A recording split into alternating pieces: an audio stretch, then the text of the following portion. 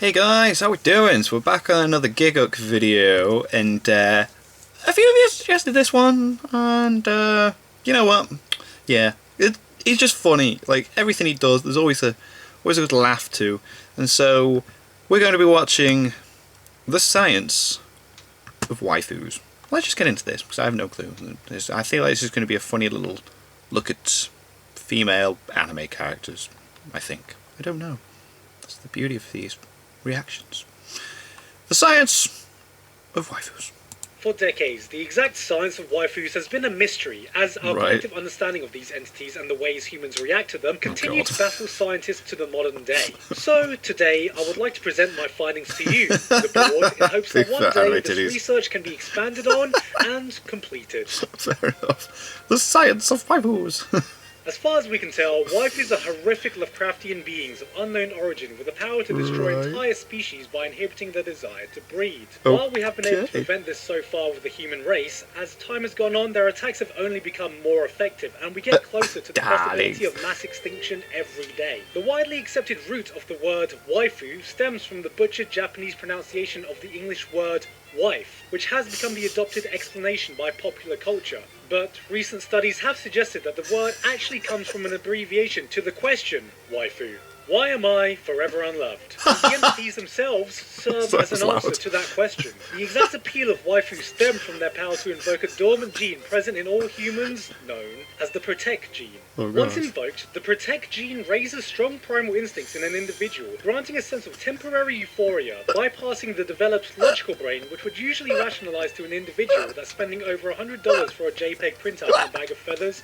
might actually be a bad idea. Even though the effects of the protect gene is normally seen in humans, it should be noted that animals also possess it, with the most recent case of its effects being seen in penguins, proving that even animals are not immune to shit taste. While there is high variance among individuals as to which waifu is most appealing to them, a peculiar event occurs when enough anime fans gather together, as a sort of hive mind begins to form, abandoning all sense of individuality in order to collectively determine the most superior waifu in any given set.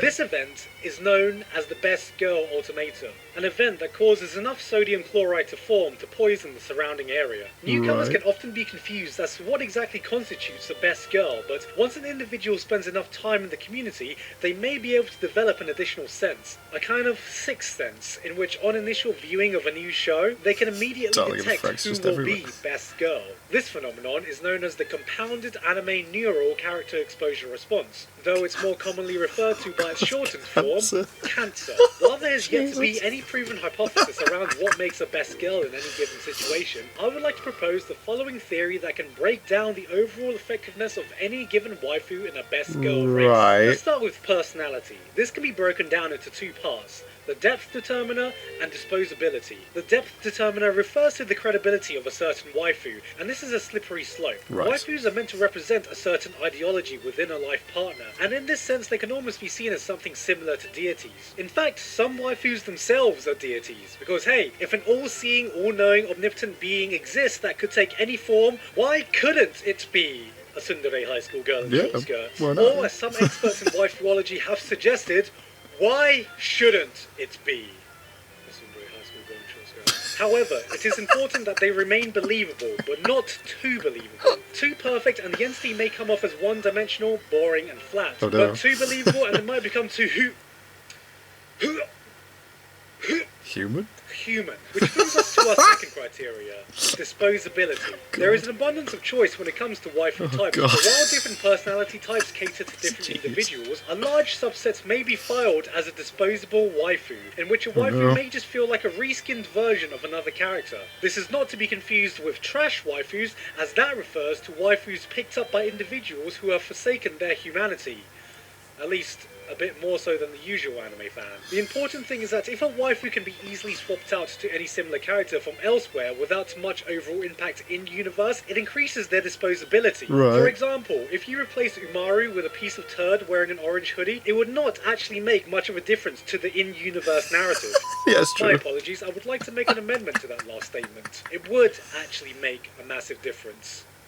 The piece of turd wouldn't be loud and annoying. Physical characteristics are also a very important part of any waifu, as any unique features may give them an advantage to others without them. This includes, but is not limited to, fangs, glasses, thigh highs, elf ears, ponytails, twin tails, real tails, big boobs, small boobs, no boobs, and of course, most powerful of all, a penis. Sex appeal is also an important factor that is split into two sections. On one side you have waifus with high sex appeal that people very much appreciate and find totally acceptable to food. And on the other side you have the innocent kinds that have no sex appeal whatsoever, that people just want to protect, and everyone agrees that under no circumstances are they acceptable to lewd.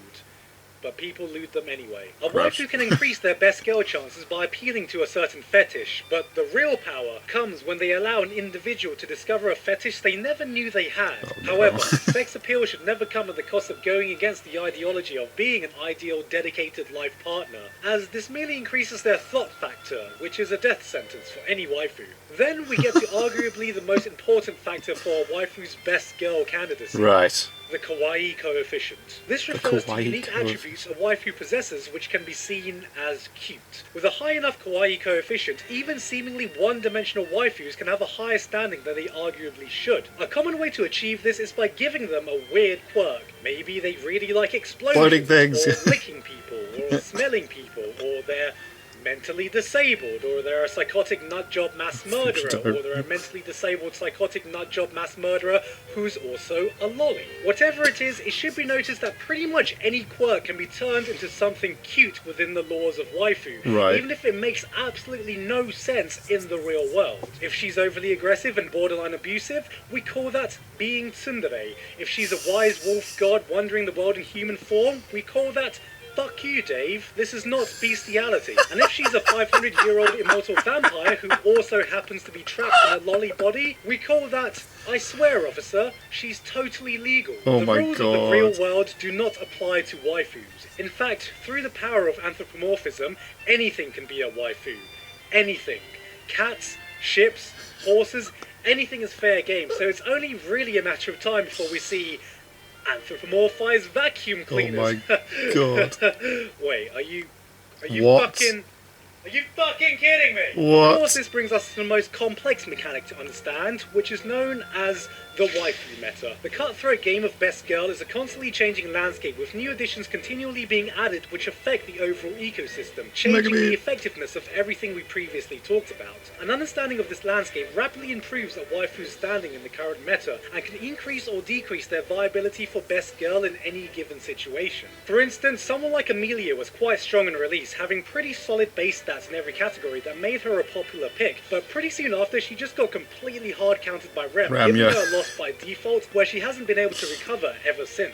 Something similar happened recently between 02 and Ichigo from Darling in the Franxx, but that was more the result of a high-tier waifu being called out for a 1v1 by someone who is clearly still trying to climb out of bronze. The effects of the waifu meta are so severe that there have been time periods where nonsensical picks such as Dio Brando and Kaiki have been viable for best girl, even if science has never even classified them as waifus. It is also able to counteract the importance of previously discussed factors. Disposability is less of a factor if a waifu is the first to popularize a certain trend, but a single imbalanced waifu is also able to start the revival of an old meta, as we just saw last year with Sagari bringing the resurgence of the Emoto meta we hadn't seen since 2013, which absolutely nobody wanted, but we ended up appreciating anyway. Even someone as old as Asuka can remain relevant thanks to her constant reworks. If this is confusing for you, then I recommend sticking to the comfort picks that have stood the test of time and have remained viable in almost every meta. For example, someone like Rin will always remain a strong pick, as she's in the Tsundere class, which will pretty much always be viable. But this gives her very high synergy with her There's twin too much information here. plus having one of the best blush skills in anime when this is genius. The only thing she has going against her is when Saber is counterpicked, and even then it comes down to an even skill matchup. In conclusion, the science behind waifus and their ability to become best girl is a complicated field, and science is still a ways away from being able to find the ultimate best girl. While we can rationalize a lot of the power through depth determiner, disposability, thought factor, and the Kawaii coefficient, through the power of the waifu meta and pretty much anything being able to be turned into a waifu, whether it be through anthropomorphization or just putting a blush effect on something, further research is required. But from what we have discussed today, I can conclude only one thing for certain. Give an anime fan any object and they will find a way to want to stick their dick in it. Hey guys, hope you enjoyed that video. Thank you very much this month to K-Must Basil, Patrick Madsen, Vincent Mooney, Lauken, and everyone else on Patreon for helping support me for this month and making this video that was possible. Brilliant. Not too many updates today, just repeating the fact that I will be at MCM London next weekend, so if you're about on either the Friday or Saturday and see me walking around, feel free to come say hi. Keep an eye out on my Twitter at GiggukKZ for any updates, and just in case I have enough time to sort out a small meetup or something like that. Anyway, that's it from me. I've been Gigguk, and I will see you all next time. That was amazing. So stupid. The amount of information that was being put forward as if like it was like proper like the script on that was just genius. He must have spent a decent amount of time on that. That was just so clever. That was something else. So dumb. I love it. Anyway, thank you guys very much for watching. What did you guys think of that? What did you guys think of this? Click like, subscribe if you haven't already. Leave comments down below. Let me know what I should watch and discuss in future videos. And I'll see you guys, next time.